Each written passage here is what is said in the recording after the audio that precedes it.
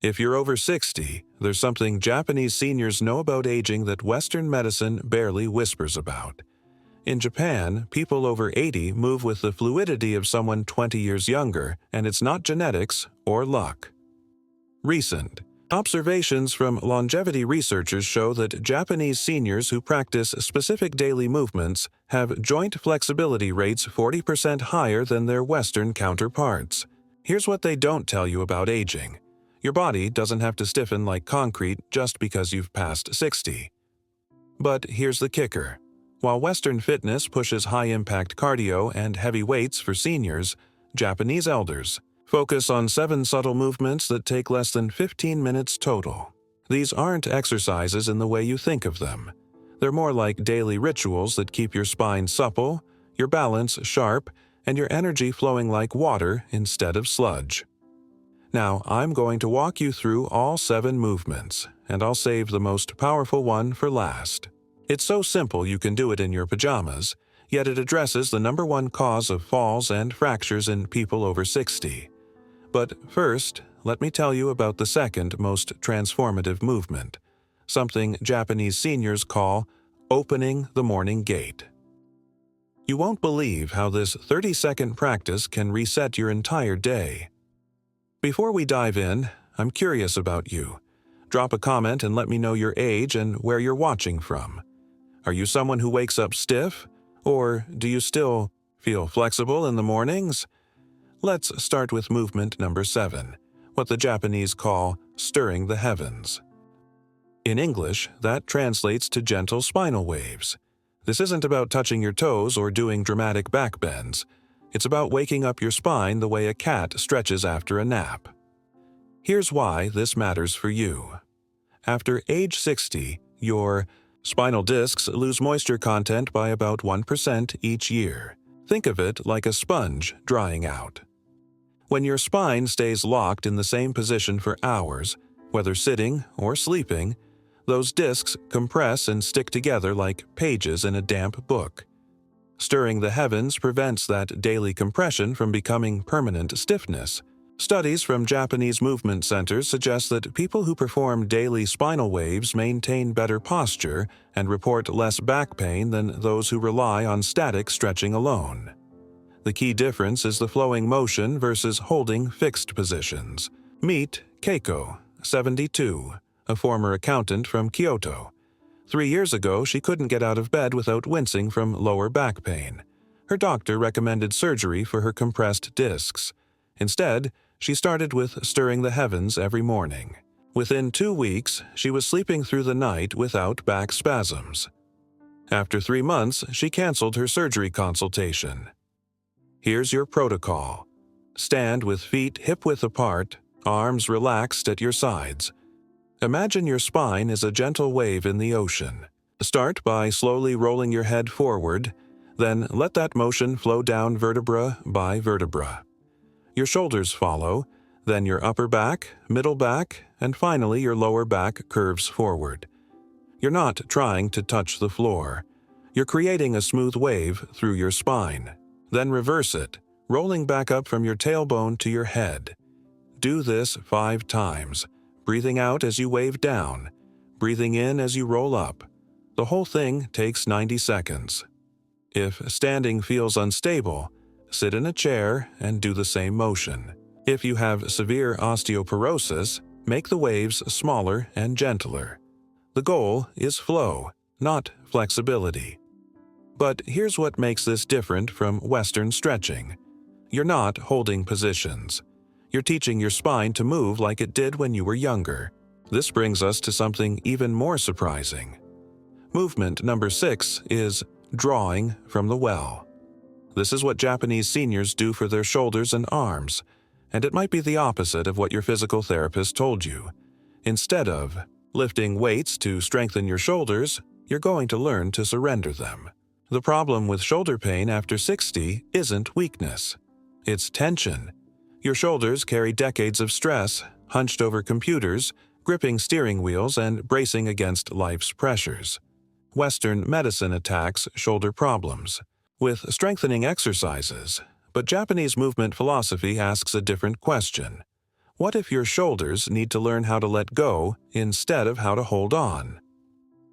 Research from movement specialists in Japan indicates that seniors who practice daily shoulder releases have significantly fewer rotator cuff injuries and report better sleep quality. The connection between shoulder tension and sleep disruption is stronger than most people realize. Consider Hiroshi, 68, a retired construction foreman. His shoulders were so tight from 40 years of heavy lifting that he couldn't reach behind his back to tuck in his shirt. Physical therapy exercises made the pain worse. When he started drawing from the well each morning, something shifted. After 10 days, he could reach his wallet in his back pocket. After a month, he was sleeping on his side again for the first time in 5 years. Here's how you draw from the well. Stand or sit comfortably, arms hanging loose at your sides. Imagine there's a well of warm water beside each hip. You're going to dip your hands into these imaginary wells and draw the water up to your heart. Slowly raise both arms out to your sides, as if you're scooping water. When your hands reach heart level, turn your palms toward your chest and draw that imaginary water into your heart. Then let your arms float back down like feathers. Repeat this 8 times, breathing in as you draw up, breathing out as you release down. The magic isn't in the lifting, it's in the releasing. Each time your arms float down, you're teaching your shoulders to let go of tension they've been holding for years. If your range of motion is limited, make smaller scoops. If you can't lift your arms to heart level, lift them as high as feels comfortable. The intention matters more than the height. This releasing principle becomes even more crucial when we talk about your hips and legs. Which brings us to the movement that Japanese seniors say unlocks the gateway to walking. Movement number 5 is opening the morning gate. If your hips feel like rusty hinges when you get out of bed, this 30-second practice will change how you start every day. Japanese seniors understand that hip stiffness isn't just about arthritis or age. It's about circulation and energy flow getting trapped in your body's largest joints. Think about it this way. Your hips are like the central hub of a bicycle wheel. If the hub is stuck, the whole wheel wobbles and struggles to turn. When your hips open freely, walking becomes effortless. When they're locked up, every step is a struggle, and your knees and ankles have to compensate. Movement analysis from Japanese senior centers shows that people who perform daily hip-opening movements maintain their walking speed and stride length longer than those who don't. More importantly, they report feeling more confident on uneven surfaces and stairs. Listen to Michiko's story. She's 74 and used to teach elementary school. 2 years ago, she started shuffling when she walked, taking smaller and smaller steps because her hips felt frozen. Her daughter worried about her falling. Michiko was considering a walker. Then she learned opening the morning gate. Within a week, her stride lengthened. After a month, she was taking daily walks around her neighborhood again. She told me it felt like someone oiled her hip joints from the inside. Here's your morning gait protocol. While still lying in bed, before you sit up, bring one knee toward your chest. Not aggressively, just gently hugging it. Then make small, slow circles with that knee, as if you're stirring honey with your thigh bone. 5 circles in one direction, 5 in the other. Switch legs and repeat. The circles should be small enough that there's no strain, large enough that you feel your hip joint gently rotating in its socket. After both sides, bring both knees toward your chest together and rock very gently side to side, like you're a happy baby. Hold for 5 breaths. This entire sequence takes 30 seconds and opens your hips before your feet even hit the floor. If bringing your knee to your chest is uncomfortable, start with smaller movements. Even tiny circles help. If you have hip replacements, check with your surgeon about safe ranges of motion. But most people can do gentle circles within their comfort zone. Opening your hips prepares you for walking, but walking itself needs to be reimagined. That's where movement number 4 comes in. Movement number 4 is called cloud stepping, and it might revolutionize how you think about balance. Japanese seniors don't practice balance by standing on one foot until they wobble. They practice balance by learning to shift their weight like clouds drifting across the sky, soft and continuous. Here's what Western balance training gets wrong. It teaches you to fight gravity, to lock your muscles and hold rigid positions. Japanese cloud stepping teaches you to dance with gravity, to find stability through gentle motion rather than static tension. This difference is crucial after 60 because your reflexes aren't as quick as they used to be. If you lose your balance while holding a rigid position, you fall hard. If you lose your balance while in gentle motion, you can redirect and recover. Balance studies from senior wellness centers in Japan reveal that people who practice weight-shifting exercises have fewer falls than those who practice static balance holds. The key insight is that real-life balance challenges are dynamic, not static. You don't usually fall while standing perfectly still. You fall while moving from one position to another. Take Takeshi, 69, a retired bus driver.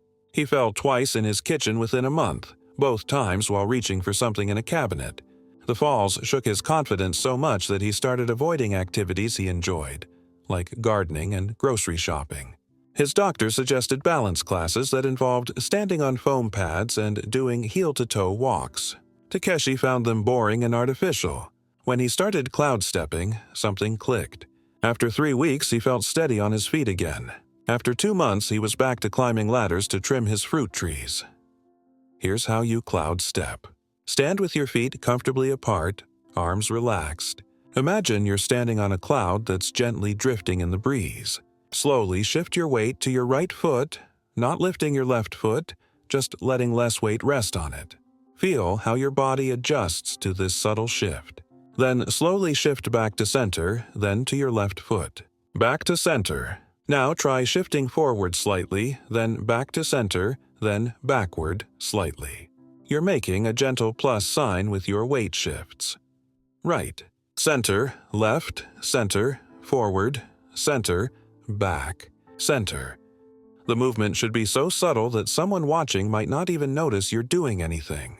You're not trying to challenge your balance. You're trying to improve your balance sensitivity, your ability to feel where your weight is and make tiny adjustments before you actually lose your balance. If you feel unsteady, keep one hand near a wall or counter. If weight shifting is challenging, make smaller shifts or do the exercise sitting in a chair and shifting your weight between your sitting bones. Cloud stepping prepares your nervous system for dynamic balance, but your feet need their own awakening.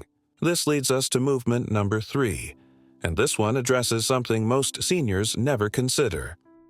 Movement number 3 is awakening sleeping roots. Your feet are your roots, your connection to the earth, but after decades in shoes, they've forgotten how to grip, spread, and respond to the ground beneath them. Japanese seniors spend time each day waking up their feet, not just their legs. Most foot problems after 60 start with numbness and loss of sensation. Your feet stop sending clear signals to your brain about balance and terrain.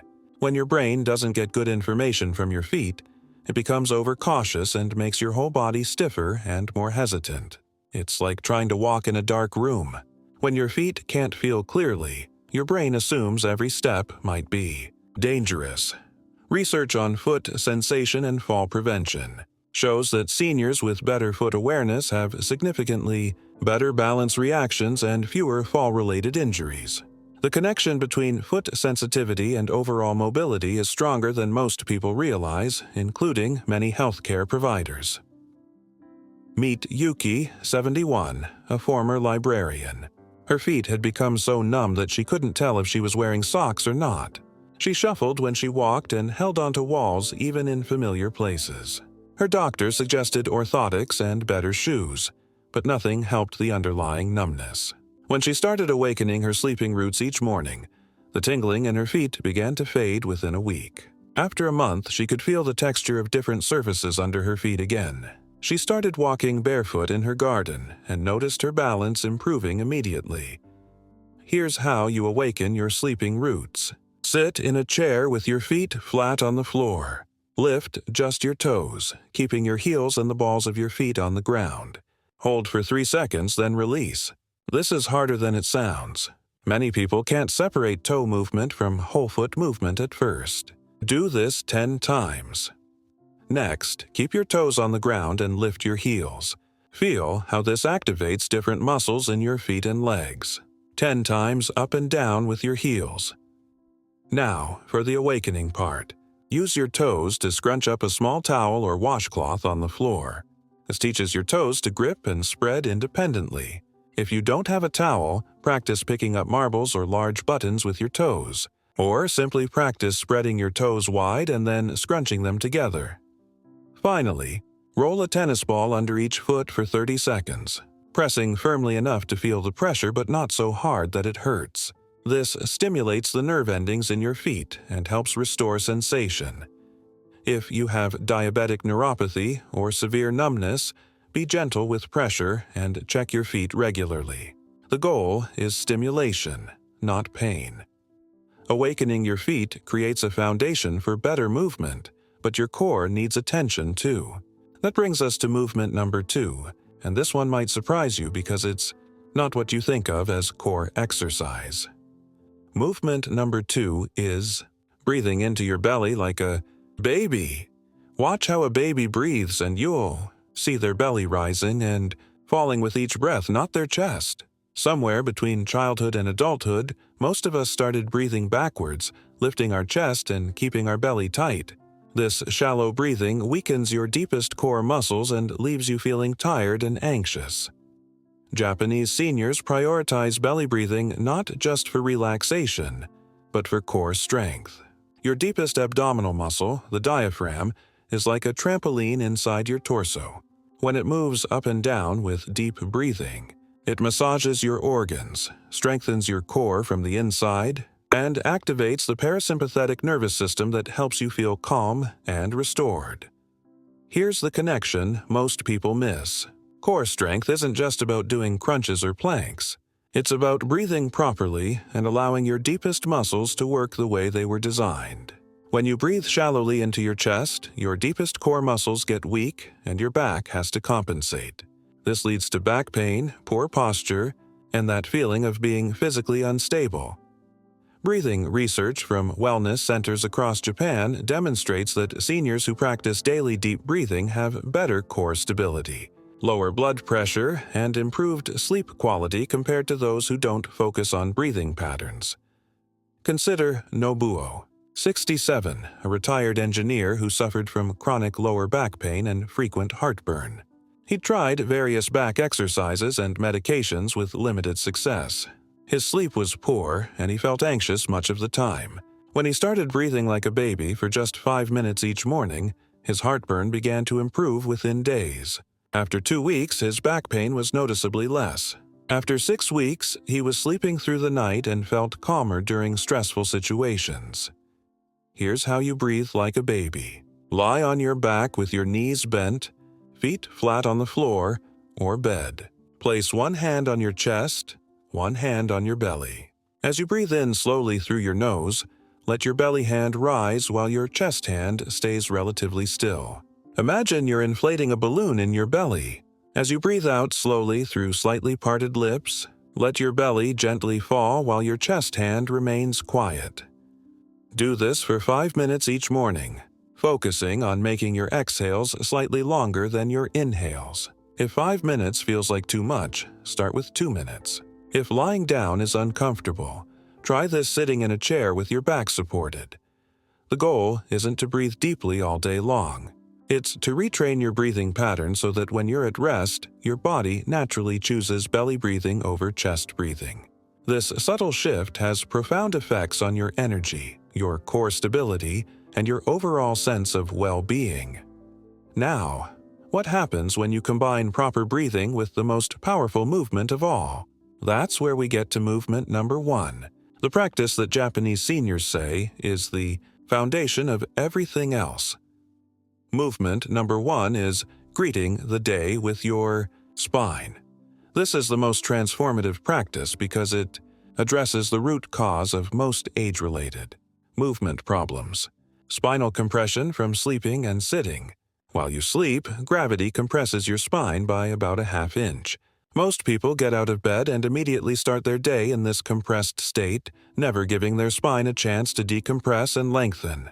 Japanese seniors understand that how you start your morning sets the tone for how your entire body feels all day. Greeting the day with your spine is like giving yourself a gentle spinal adjustment every morning, except you're doing it yourself and it's completely safe. The science behind this is straightforward. Your spinal discs are like jelly donuts. When you sleep, the weight of your body squeezes some of the jelly out to the edges. When you wake up and immediately start moving in your compressed state, you're more likely to irritate those discs.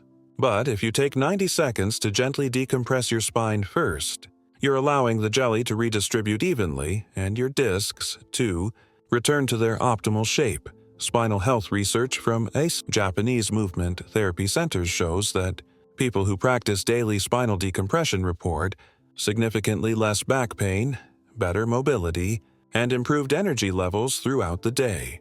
More importantly, they maintain better spinal health as they age.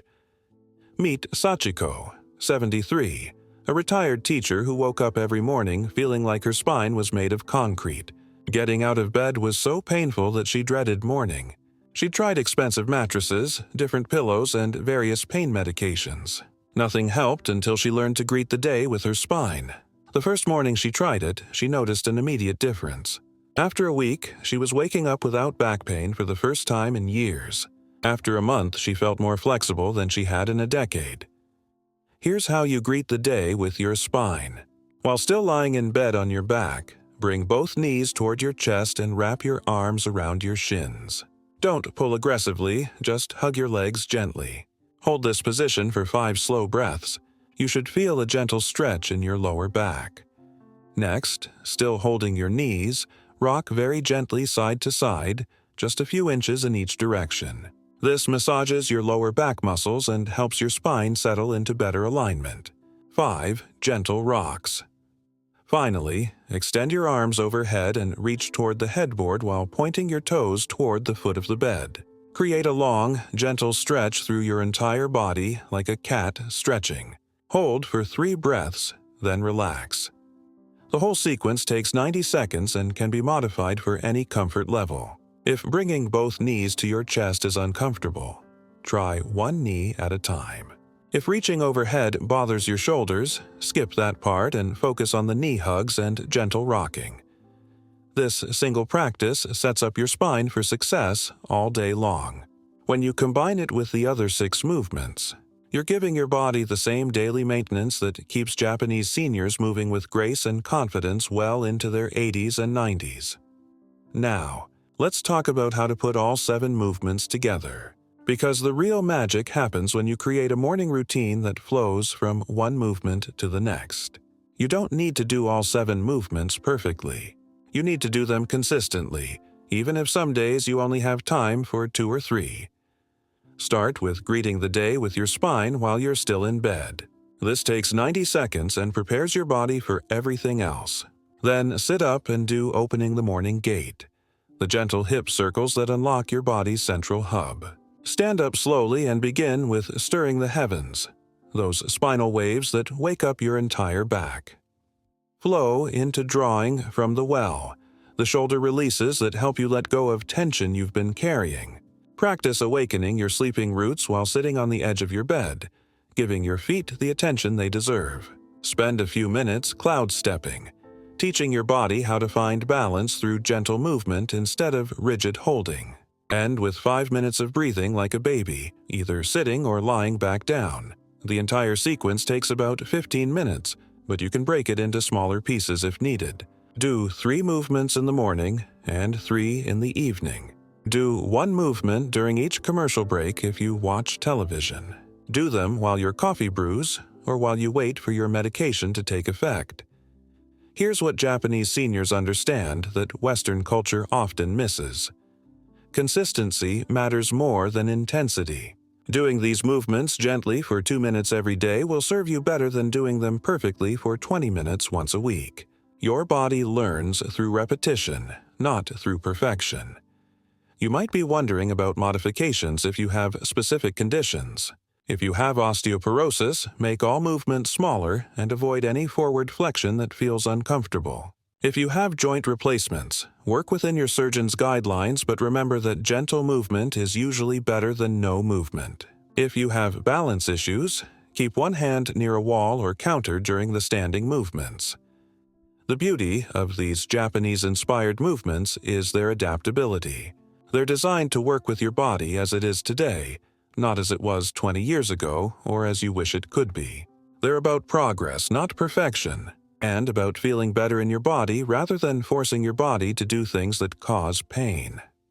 Let me share one more story that illustrates the cumulative power of these movements.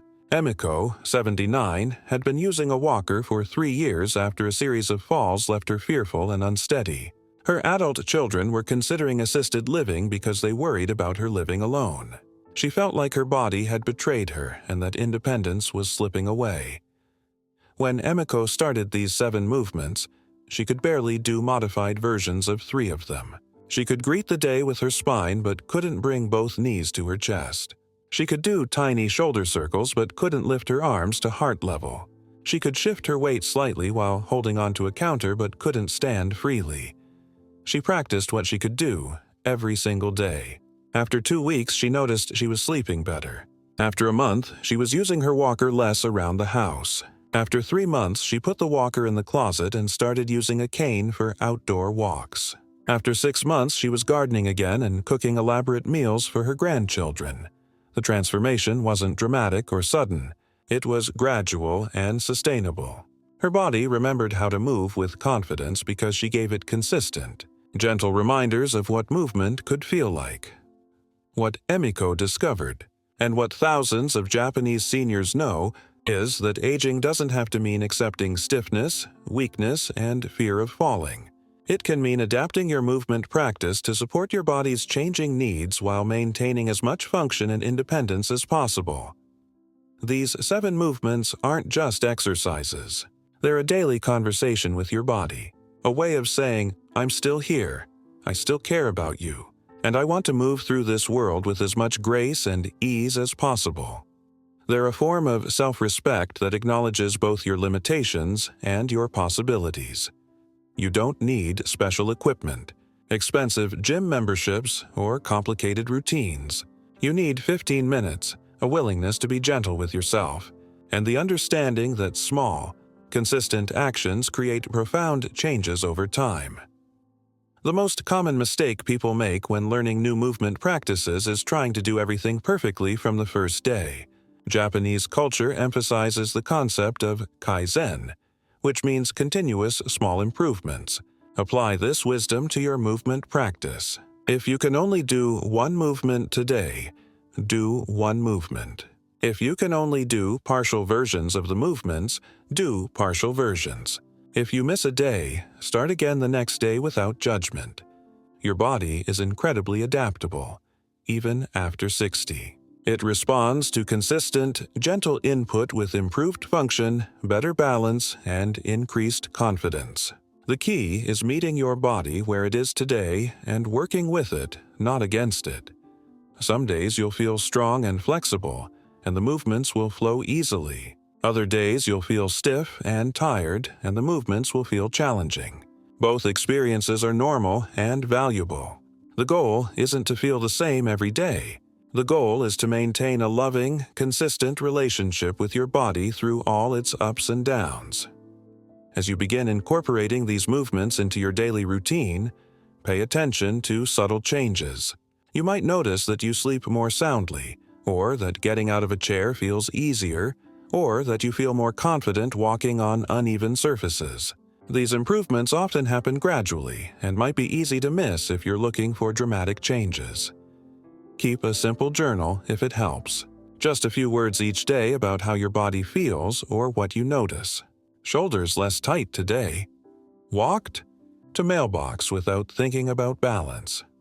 Slept through the night without back pain.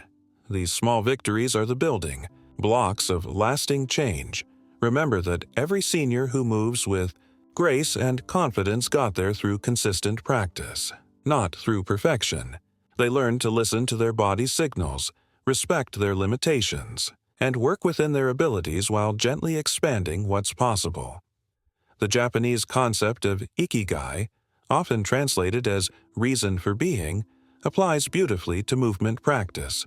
Your reason for taking care of your body might be playing with grandchildren, maintaining independence, traveling, gardening, or simply feeling comfortable in your own skin. Hold that reason in your heart as you practice these movements. You're not just exercising. You're investing in your ability to live the life you want to live. These 7 movements are your daily investment in mobility, confidence, and quality of life. They're a gift you give yourself each morning, a promise that you'll treat your body with the respect and care it deserves. They're a way of saying that you're not done living fully just because you've passed 60. Start tomorrow morning. Or, if you're reading this in the morning, start right now. Begin with greeting the day with your spine while you're still in bed. Feel what it's like to give your body this gentle, loving attention. Notice how it responds. Trust that small, consistent actions create lasting change. Your body has carried you faithfully for decades. These movements are your way of carrying it faithfully through the decades to come. You deserve to move with ease, confidence, and joy, regardless of your age. These 7 movements are your pathway to that possibility. Which of these 7 movements speaks to you most strongly? And what's one small step you could take today to begin practicing it? I'd love to hear your thoughts in the comments.